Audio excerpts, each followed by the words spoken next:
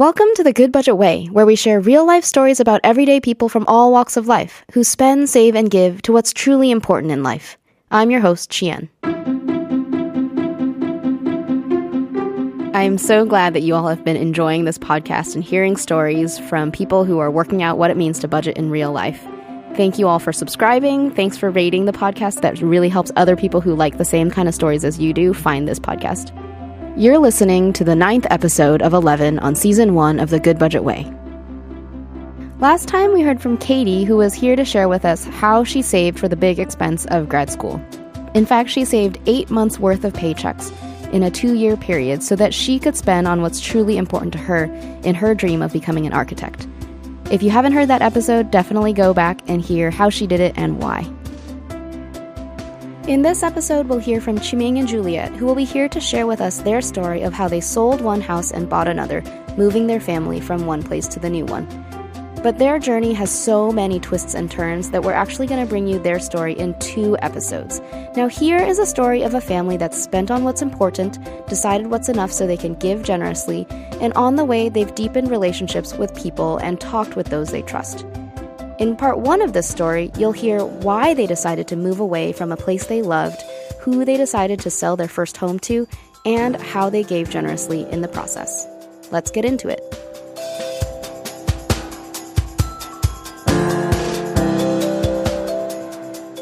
Hey there, I'm super glad both of you are here to join us today. Start us off by telling us a little bit about yourselves. Hi, it's great to be here. My name's Chi-Ming, and I'm here with my wife, Juliette, and we both live here in San Francisco, and I'm a small business owner. And we have 3 kids. Their ages are 14, 11, and 9, and we've been living in San Francisco now for 25 years. Yeah. Oh, wow. And for how many of those years have you been married? Oh, gosh. Yeah. 20. Oh, wow. Congratulations. Yes, thank you. That's great. Well, okay. So you've been living in San Francisco for 25 years. 20 years, sorry. 21 years. You've been living in San Francisco for 21 years, 20 of those married, and now you have 3 kids entering the preteen, teen age frame. Yeah, that's right. That's wonderful. So, it's exciting. It's exciting, like it's special? Yeah, it is special, and it's exciting. Especially with the oldest one entering into high school and all of that entails. Okay, that's great. So tell us a little bit about the place that you lived in when your kids were young. Well, we lived in a flat on Alamany, and in a lot of ways, it was a perfect place. Because it had a large living room, it afforded when they were toddlers, lots of room to run around. And eventually, when they became school age, the school was half a mile away, so we could walk to school and back. And we were also close to Mission Street, so a lot of stores and restaurants were also within walking distance and with a lot of choices. Yeah, it sounds like a great neighborhood for a family with young kids in particular. You could walk everywhere with your kids. I assume you put them in strollers and took them around. Double stroller. Yes. And then I don't want to forget to mention that we also had a lot of friends in the neighborhood. So that was probably the biggest advantage of living in that house. Mm-hmm. So that's a little funny because it sounds like the place you were in was ideal. You were pretty content with it, but you're here to tell us your story of buying a different house. How did you even get started talking about moving? Well, that story probably starts with our church congregation. So Redeemer Community Church is a church in San Francisco's Bayview neighborhood. And at one point, the church had a conversation about being planted and rooted in that neighborhood, which is a different neighborhood than the one that we were currently living in. I see. And as part of that conversation, we felt like it was important, if the church was going to be planted in a neighborhood, for families within that congregation to also live within that neighborhood. So that's really where things probably started for us. So instead of the church planting in that particular neighborhood and then everyone else kind of commuting in, it sounded like you were hoping that maybe you and other families would actually live as residents in the same area as the church location. That's right. Yeah. Were the homes in the new neighborhood you were moving to, the Bayview, more or less expensive than the neighborhood you were living in? Actually, when we initially started, we thought that they would be less expensive. We thought that we could probably make the move and maybe sell the place that we currently had and buy a place that was similar in size. But it turned out that over the 2 years that we started thinking in a lot more depth about it, the Bayview real estate was increasing at a really rapid rate. The prices were going up much faster, actually, than the neighborhood that we were in. Okay, so that kind of gets into the nuts and bolts of actually purchasing a home. So how much money did you have at that point? Did you have a lot in savings, retirement maybe that you could tap or something like that? At the point that we're actually looking to buy the house, we actually had nothing in retirement or savings. Okay, so how did that happen? Well, we had given all our money away. You had given all your money away, like, at the same time you were trying to buy a house? Actually, just before. Oh, and knowing that you were going to buy a house? Knowing that we were going to buy a house. Okay, so there's got to be a story behind that, because it doesn't sound like a great plan to give away a lot of money and know that you're trying to buy a house. So what happened there?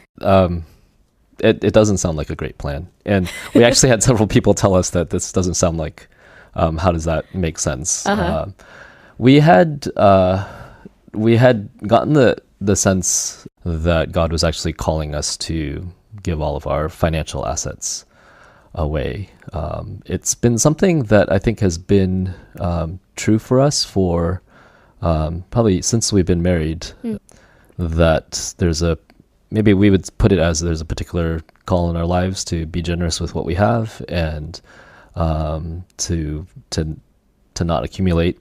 When I spoke with Juliette about it, I think the surprising thing was that she also agreed that that was the case. And as we talked with folks and got counsel, one of the things that came up in those conversations was them saying the fact that the two of you are on the same page about this is pretty significant. And so, but people also asked us, so how's this consistent with you also feeling like it's important for you to move to the Bayview, and that's part of what you're being called to do? And we probably just didn't really have a particular answer for that. We knew that if God is calling us to particular things, that God supplies for what he calls for. Yeah, I think what's interesting about your story, there's so many different threads, but one of the ones that pops out the most is how clear it was that both of you were on the same page. And it, even though maybe one of you had the idea first and began the conversation, that the two of you were really on the same page. And also you didn't just talk with each other, but it sounds like there were other folks in the story that you connected with to get basically to use as a sounding board to let them know, here's what we're thinking, and what do you think given what you know about our lives? They already knew that you were thinking about moving, and so they were actually able to ask you, like, so how do all these things fit together? Because I think sometimes with couples and money, it's common for folks to have fairly different ideas, and that's pretty normal. And the process of working that out, it takes some work. So it seems like very clearly the two of you kind of went through that work to a point where something as quote unquote drastic as giving away a lot of money would not have elicited a reaction from Juliette, like, oh my goodness, what are you talking about? We've never done that before. We've never even broached that subject. But it actually had been a long running conversation in your marriage. And it sounds like with other folks in your church community as well. Yeah, I think it over the course of our marriage, it's going to be 20 years this December. We've definitely continued to have these conversations about the purpose of money and how we can live, how we spend money, how we use it. How our budget can reflect what we want our lives to be about. Yeah. So that's definitely a conversation that we've had consistently over the course of our marriage. From the very beginning. And like you said, there's also been people that we've known for decades that have been part of our close community, folks that have given trusted counsel, people that have a sense of the life that we are trying to live, and also share in that life in a lot of ways, and then so can speak into decisions and give us feedback about even decisions that are as large as some of the decisions that we're talking about. Yeah. So yeah, let's get back then to the decision about where you're going to actually move, right? So now we've established that you gave away your savings in retirement. Is that right? Right. Financial assets, right? Okay. So we still had equity in the house that we lived in. Okay. So there's some money in the house, but there's no savings or retirement money. But you're planning on moving into a neighborhood that's potentially more expensive than where you had been living. So kind of the big question here is like, how is it actually going to work to buy a new place in a more expensive neighborhood without savings to tap? So let's actually go back and have you tell us about how you bought the first house that you were living in on Alamany. Well, we really wanted to live with a family, the Fong family, and they were very close friends and partners in the gospel with us. And some of that was financial. San Francisco is very expensive, and it was one of the ways that either of us could afford to live in the city, to purchase a place together. But it was more than just the financial consideration. It really was that we wanted to live into and experience the riches of being close neighbors. We had looked and found and purchased a duplex together. So the duplex is like two halves of a house, basically? Yeah, it's basically a 2-unit apartment building. Okay. And then one family lived in you said a flat, right? One flat, and right. Then the other family lived in the other flat in the 2 units? Yes. Mm-hmm. And so in terms of the financial arrangement, what did it actually look like? You had separate mortgages or separate deeds? Yeah, so it's actually a single deed, Oh. and both families were on title together with 50% ownership. It's called a tenancy in common kind of arrangement. So that means the two families are both on title, and you actually share a single mortgage. And so when you need to do things like sell a portion of the property or even refinance, that has to be something that both families agree to. Okay, so putting, I guess it's 4 names on a mortgage together. That's right. That's kind of unusual because usually the most you would see is like 2 people on a mortgage and they're usually married to each other. So it sounds like the financial ties with the Fong family were pretty serious. Yeah, I think Juliette and I knew the Fongs. At that point, we, had been friends for 10, 12 years already. Okay. So it's not like you went on Craigslist and like looked Oh, for no. someone to buy a house with because San Francisco is expensive. Well, people do that in San Francisco, actually. But that's not what you did. Right. Okay. Yeah. I think the financial arrangement, it only reflected what was already true of our partnership and our trust in each other. We had been longtime friends. Danny and I had started a business together as partners. And so there was already a sense of relationship, of tested trustworthiness, and just really a lot of comfort level with tying ourselves together in that way. So it sounds almost like you're like extended family with each other. Is that fair? Yeah, definitely. Yeah. We were definitely aware of the risks. There's always the risk that there's going to be a conflict that we can't work out. But I think that we had already worked out enough conflicts that there could be a trust in each other's character to be Christian, even if the situation were to not work out perfectly, and a commitment to, on both sides, the Fong family and for us, to work out those conflicts in a Christian way. So even if there were things that didn't go exactly the way either one or the other family wanted, you expected you'd still be able to come out with a relationship intact. Right. Yeah, and just practically speaking, I think when you tie yourselves, different folks have different time horizons, right? So some of the things that we were thinking about is, well, what happens at the point that we might need to have one of our parents, of our aging parents, live with us. You know, what would that look like?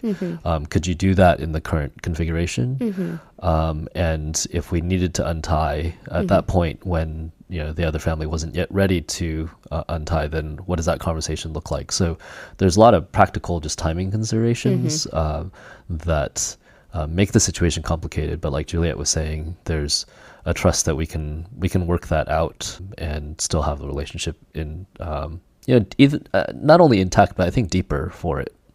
Deeper relationship, not just like that you weren't going to kill each other. Yeah. Okay, that's great. So that actually, this question about timing kind of gets us back to our main story about how your family moved to a new place. And you had talked about this tenancy in common where you had the common mortgage, the apartment building that you essentially co-owned half of each.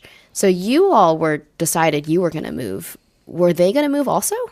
How did they figure that out? So we had a number of household meetings with the Fong family and our family. Wait, so it wasn't just like Chi-Ming and Juliette husband-wife meetings. It was 4 adults? It might have started that way, but pretty quickly we realized that we needed to include some of the older children in that conversation How as well. How old were they? So in particular, 2 of the older Fong children. I think 8th grade and 10th grade at the time. Is that right? Oh, I see. Yeah. So they were definitely old enough to understand what was going on. Right. And probably their had lives, opinions and feelings. Exactly. And this would definitely affect them as they were going to school in the neighborhood. I see. And had friends and in the neighborhood and patterns already established. So how were they feeling about it? I think they were probably split. One of the Fong's kids was rooting for the move. Okay. But I think that wasn't uniform across the kids. Okay. For our own kids, it was all about relationship for them. So they would be excited if the Fong family moved with us, but they definitely did not want to move if the Fong family were not moving with us. I see. So it wasn't like your kids or their kids were excited about moving because like they'd have more bedrooms or more bathrooms or bigger backyard and that kind of thing. It was more like, can we stay together? If we can stay together, let's do it. And if we can't, then let's not. Yeah, and I think part of it was because we never really talked about it that way. We never talked... we didn't talk about it that way. That way being? Sorry, larger house or more bathrooms. And we didn't talk with our kids about it that way because that wasn't really the crux of the issue. Anyway, at that point, it wasn't likely given the price. Right. Okay. Yeah, so when, as a part of those conversations, when it appeared that probably the Fongs were going to want to stay put, that was when our kids were in revolt. Your kids revolted because the Fongs decided to stay. So what were some of the things that the kids said? Well, our oldest daughter she was half joking and yet not at all. It was a definite expression of where she was when she exclaimed that she was not going to move. She was going to stay in the garage. So she was going to stay and live in the garage with the Fongs. Right, exactly. While the rest of her family moved a few miles away to a different neighborhood. That sounds... Yeah. Well, I think, at that point, right, it was pretty much all our children had known for 10 years, 13 years, 12 years of their life. Their whole life. Their entire life was spent in that one house and with their, good friends, brother, sister, almost living upstairs. Right. It's like closer than cousins. Right. It's like having a second set of brothers and sisters. Yeah. Right. Yeah, that sounds like a pretty serious change for the kids. And I think the other thing that stood out to me was the way you're having the conversation is you're having house meetings, which are kind of a fairly adult type of conversation. But especially the older Fong kids, the ones that were in 10th and 8th grade, they were actually part of the conversation. And it sounds like their opinions were considered enough so that their parents, the Fong parents, were thinking about what their choices might have been if they got to choose independently as kids. Yeah, definitely. Yeah, so I think I really appreciate the attention to how everyone's feeling about the decision and not just kind of mom or dad making the choice without considering how the kids will feel. Obviously, sometimes mom and dad have to make that choice and kids need to follow, but I think it was also a way for us to communicate the why. So the vision, why we felt this sense of call from God. And that was important for us to communicate that and for them to either own it with us or that we would consider for their sake, waiting. Yeah. So at this point, it sounds like your family had decided, yes, you were going to move. The Fong family decided, no, they're not going to move. And then, but you have this shared house with the shared mortgage and the shared deed. So how do you get out with them staying? How does that work? Well, somebody would need to purchase our portion of the property. Okay. And so did you put your half on the market?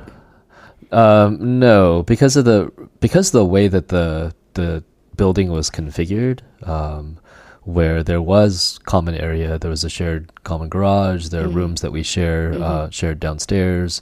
For the Fongs, it definitely didn't feel like it would be an option just to have a random family move in. And I see. From our perspective, if we were in their shoes, we would also feel the same way. That basically left us with the question of, okay, so who can we think of that would be a good match for this unit?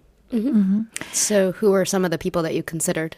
So the Fong family thought about it, and they came up with one other family that there was only one other possibility that both were in the place of that they might potentially move, as well as that they felt that kind of trust and compatibility with, that they felt that they could share. Okay, so your whole plan about moving requires you to sell this house because you don't have savings.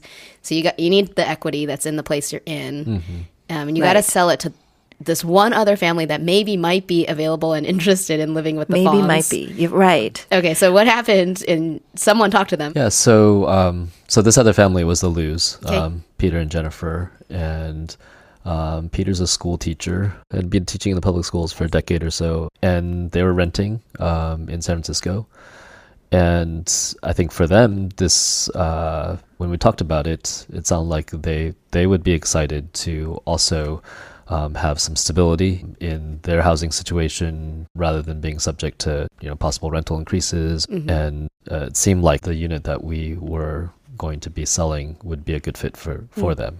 So what's your relationship with the Lius? Because it sounds like the Fong family knew and trusted them and would be happy to live with them. But how do you know the Lius or not? So our relationship with them goes back many years as well. We've known Peter for, since college. Since college, yeah. Okay, So it's a long time. couple decades. Yeah. Yeah, I think it was, I look back and I'm so amazed. It's so fun to see how God provided for everyone. The Fong family, they really needed a good friend to live with. We needed to sell. And the Lius needed a more stable place in San Francisco. Initially, the Liu family, they didn't think that they would have enough money to purchase our place. I see. So because Peter's a school teacher, Right. and then Jennifer, she was a stay-at-home mom. oh, okay. So they just had the one school teacher salary. Exactly. And their rent was, they had gotten a good deal. So it had, at that point, was a pretty low. And so it was, we weren't sure at all how this was going to happen. But the Lord ended up surprising the Liu family with someone who helped them out financially. And we wanted to sell our place at both, considering what we needed, we knew that it had to be close to market value. There was no way to find out what the market value was because we weren't actually going to put our place on the market. And so how did you decide how much? Because there has to be a number, right, that you sell it for. How did you decide how much to sell it for? I think we looked at a few different places around, and then there was also a figure that the Luz had put out as we think we can afford this. And then so we kind of looked at all those together and found something that was reasonable relative to all those different factors and agreed on a price. Yeah. And that price would essentially be the equity that you would take leaving this place, right? And potentially into the next house less the loan. There was a modest loan balance at that time, but yes. It's interesting. Maybe not so modest. There was a loan balance. That's interesting that you were thinking about what they could afford. Because I think normally in a house purchase transaction, the people who are selling, they kind of list a price that they're looking to get, right? Because that's money they're going to walk away from the transaction with. But you were thinking about them, right, not just in this kind of like offer, counter offer kind of thing, but more like, it sounds like you know them and your relationship with them, what they could afford, what you felt like would serve both parties. Right. And it was a way to care for the Fongs as well, because if the Luz could move in, that would enable the Fongs to stay at that place. I see. So in this process of you selling your half of the house, you're actually, you all want to move, right? So you would like to sell, but you're also thinking about the Fongs and the Luz and what they need, relationship-wise as well as financially. Right. Yeah. So in terms of timing, did you sell it after you already had another place lined up? No. Okay. So how did you decide on the timing of the sale then? Folks who knew the housing market at that time advised us that the interest rate was low and it was in the Luz's best interest to lock in that interest rate. Actually, it was probably the mortgage broker. Yeah. And for the Luz. And so for their sake, we decided to complete that transaction so that they could be locked in at the low rate before it was going to go up and price them out. And then at the same time, we had to experience their generosity to us since they basically essentially rented back to us until we were ready to move. And they were gracious enough to say that could be indefinite. Well, okay, not like years indefinite, but I think we talked about like months. 3 months to 12 months, possibly as the time period that they'd be willing to rent back to us. So it sounds like both of you kind of had this mutual experience of generosity, right? Like you were generous with them in terms of setting a timing for the sale that really favored them and the interest rate they were trying to get. And then they were being generous with you, renting a place back to you that they had actually already purchased from you, instead of kicking you out and letting you figure out where you're going to stay until you bought the next place. Right, yeah. So in the meantime, it sounds like you've been having conversation with different people. You gave a lot of money away. You figured out a way to sell your half of the Alemany house that you had you were going to move out of. What had happened in the housing market in the Bayview during all this time that had passed? So house prices in the Bayview in particular were increasing heavily during that time. I think it was something like 50% year over year. Oh my goodness. That's crazy. So and one of the steepest climbs in the city. Oh. Right, because it's one of, I think, the few remaining quote-unquote affordable places to purchase in the city. 50% year over year doesn't sound very affordable.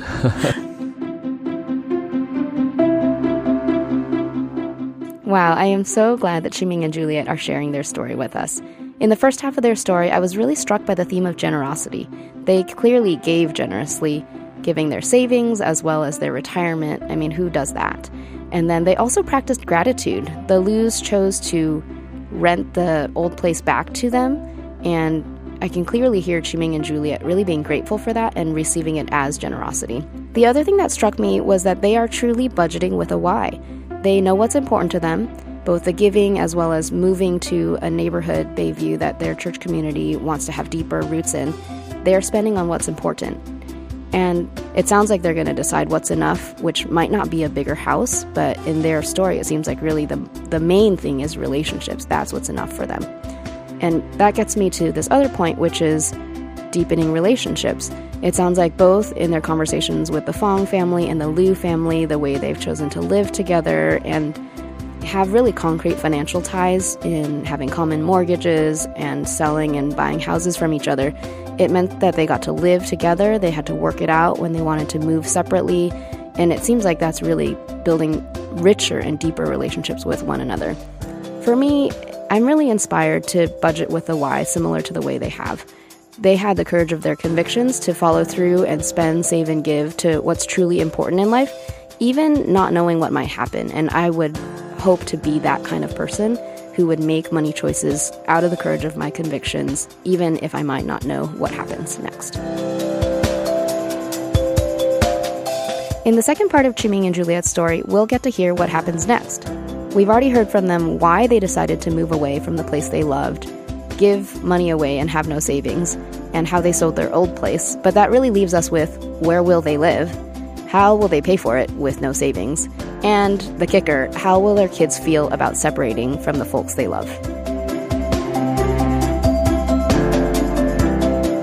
Wow, this season of The Good Budget Way has gone by so fast. I can't believe there are only 2 more episodes left in season 1. Now, for the final episode, we're going to do something a little different. We're going to get to hear from you, our listeners, your comments and your questions, and then we'll respond. So if you want to be part of the final episode, go to goodbudget.com/podcast and record your comments in your own voice. It's just like leaving a voicemail. Thank you all so much for listening. If you've been enjoying this podcast, please do subscribe for more and rate to help other folks find these incredible stories just like you've been listening to. And definitely let us know what you thought of Chi-Ming and Juliette's story on our website at goodbudget.com/podcast. And if Chi-Ming and Juliette have inspired you to budget with a why, head on over to goodbudget.com to get started on your budget. Or you can go straight to the App Store or Google Play to get the Good Budget app. Happy budgeting!